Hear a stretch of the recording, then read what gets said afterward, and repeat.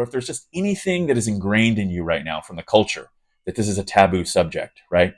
That for some reason, because just the verbiage of the man being the stronger vessel, the woman being the weaker vessel, if that just rubs you the wrong way, right? And it's so funny because even me saying it, I'm like, oh boy, is this video even is it going to get taken down? Is this like hate speech? Just like can't even let it out of your mouth because the culture's just ground us down to nothing.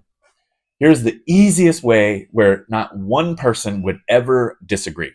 If all of us who are listening right now, hopefully there's a group of men, women, and maybe some kids out there, maybe not, but hopefully you are paying attention here and there. If we were all on a boat somewhere and the boat's going down, you know where I'm about to go right now, and there's only room for a certain amount of people. Who's going on the lifeboat? Who's going on the lifeboat? You know what I'm saying? You know who's going on the lifeboat? Women and children. Why? Why does everybody not chafe at that idea? That if everybody's going to die, save the women and the children. Why? Why is that the case?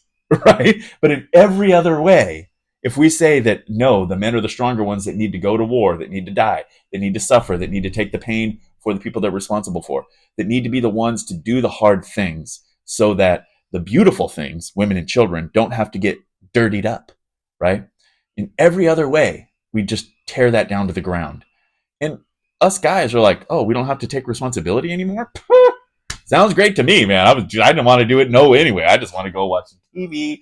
I want to go play golf. I want to go to whatever the hell it is we do, and kick back and not have to worry about nothing. In fact, I'm stressed out enough at work. And in fact, I don't want to, why don't my wife get a job too? That way I don't have to be worried about it too much. I want to go play fantasy football. I want to go to the bar with the guys, whatever it is. We're ready to give over these responsibilities, right? So this is something that we just can't get away from. You just can't let this go, okay? For the guys out there, if you understand, and for the guys that aren't chafing against this, and for the girls that aren't chafing against this, right? Let's just send it home, right? If you're like, no, I understand what a patriarch is, and I want that. That's something that none of us actually want to take the responsibility. None of us actually want to be representing Christ because his end was a painful, suffering death, right? Humiliating death that gave him there was nothing that he got as a benefit when it comes to the worldly standards, right? That's why it's the gospel. God himself laid himself down for us to redeem his people, right? For us, when we think about that, we don't like the idea. We're just so glad that he already did the work, that it's finished. We're like, yeah, we're going to represent him, but we don't have to do all the things he did because he already did it. So I don't have to die. I don't have to suffer. He's already taken care of it, right? I get it. I got to be like Christ, but he'll take care of the really bad stuff. If it gets really bad, I can just bail because he already covered all my sins. So I'll just bail when it gets really messed up. That's what most guys actually think about, right? But for the ones that actually are like, you know what? I know I want to bail, but for some reason, I'm not going to bail. And for some reason, I'm actually going to turn away from the things that I want to do. And I'm going to pursue what I see. I'm going to bring it up again. I'm going to find this one and I'm just going to sleep with it in my bed. And I'm going to just try to get it to where I can't get this out of my head, to where if I don't start memorizing it, and if it doesn't come out of my mouth like ABCs, like I just know it like the back of my hand, I got to keep going. If that's you, if you're ready to pursue that, if you're ready to take on the responsibility, if you're ready to be the one to step into that role that God created you for, and if you're fearful about it, you should be scared because you ain't going to do well at it. You're only promised suffering. You're only promised condemnation. You're only promised persecution. You're only promised contempt from your wife. You're only promised a curse to step into. You're only promised continuous work with no avail. You're only promised the idea that from now until the very end, you're going to fail. Why are you going to fail? Because that in those failures is when Christ's accomplishment comes in and his conquering of sin comes in for you to run to. And in your particular weakness at your failures, because you're pursuing it, knowing you're going to fail, people see the pursuit and they see the failure. And what do they see? They see a change, right? It doesn't mean you're some big, badass man, some person who's always handling his business. No. But they see the pursuit and they see change in the person, in you, most likely. They see something's different about this individual. He just keeps going for the pain. and something changes. Something is different about this individual. And they're going to know that it's Christ and Him crucified. That's the only thing. Your whole life is meant to be a living sacrifice to point people to Christ and what He did on the cross. To understand that when the Holy Spirit works through you to accomplish these purposes, you're not going to want to do it. You're not going to know what you're going to have to say. You're not going to know how to handle these things. You're not going to know how to be a dad or a husband. You're going to do the things behind the scenes that nobody should be knowing about. You're going to do all the ugly things, right? Those are the things that come natural to us. The idea is the pursuit of righteousness, the understanding and the acknowledgement that God's design, that we are to be the patriarch, that we are to be the one responsible for the people that He puts in our care.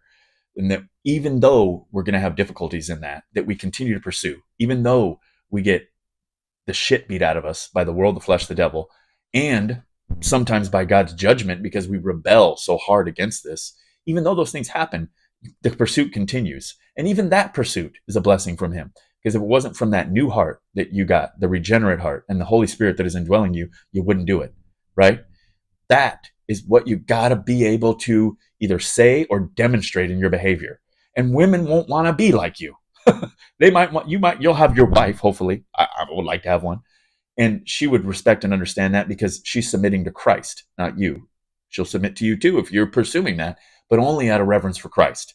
You'll fail her, she'll fail you, but you come together and sanctify each other. We see that, right? We see that in Ephesians. And it's a sanctifying method is marriage.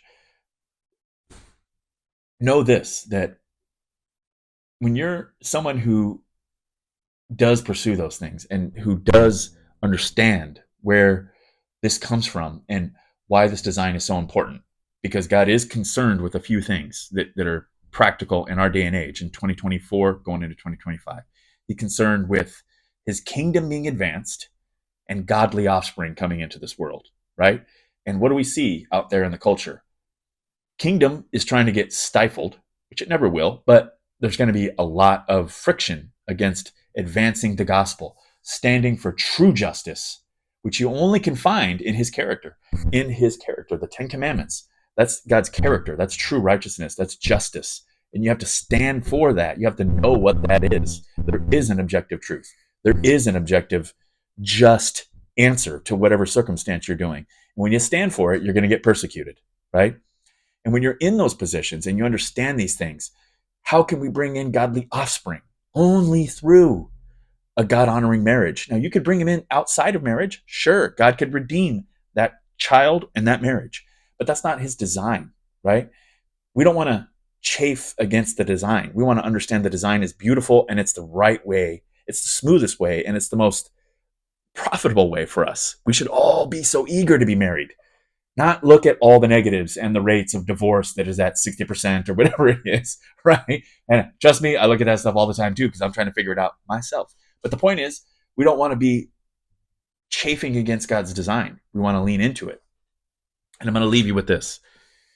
Hebrews 13:17. Obey your leaders and submit to them, for they are keeping watch over your souls as to those who will have to give an account. So, what does that mean? If you're going to lead as a patriarch, even if it's just your household, maybe you get into a bigger position of leadership, whatever it is, key word here. For they are keeping watch over your souls as those who will have to give an account. Think of that for a minute. And women, think of that. This is why you don't want to be a man. Man is called to be one who gives an account for who God put in his care. Do you see that?